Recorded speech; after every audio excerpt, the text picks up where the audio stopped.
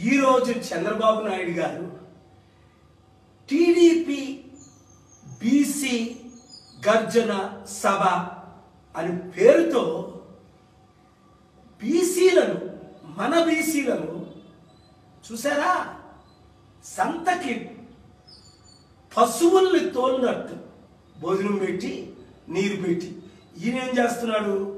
100 కోట్లు ఖర్చు పెట్టి మందు ముక్క ఈ బిర్యానీలు ఈ ట్రాన్స్పోర్టేషన్ ఈ ట్రక్కులు పశువులు తోలినట్టు తోలి బీసీ గర్జన బీసీ డిక్లరేషన్ 40 సంవత్సరాలు రాజకీయంలో ఉండేటప్పుడు బీసీ డిక్లరేషన్ గుర్తు రాలేదా? బీసీలకి న్యాయం చేయాలని నీకు చిత్తశుద్ధి ఉంటే బీసీకి రాజ్యాధికారమి నీ అచ్చెన్నాయుడికి బీసీని ముఖ్యమంత్రి అభ్యర్థిగా ప్రకటించు.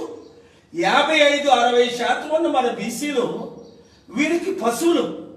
సిగ్గులేని బీసీలే ఈ అగ్రవర్ణ కులమైన చంద్రబాబు నాయుడుతో ఉంటారు. మరి ఎన్టీ రామారావు గారి గురించి నేను ఎప్పుడూ నెగిటివ్గా మాట్లాడలేదు. భారతరత్న ఇవ్వమని డిమాండ్ కూడా చేస్తున్నాను. టీడీపీ జన సైనికులారా ఆలోచించండి, బయటికి రండి. ఈ మీటింగ్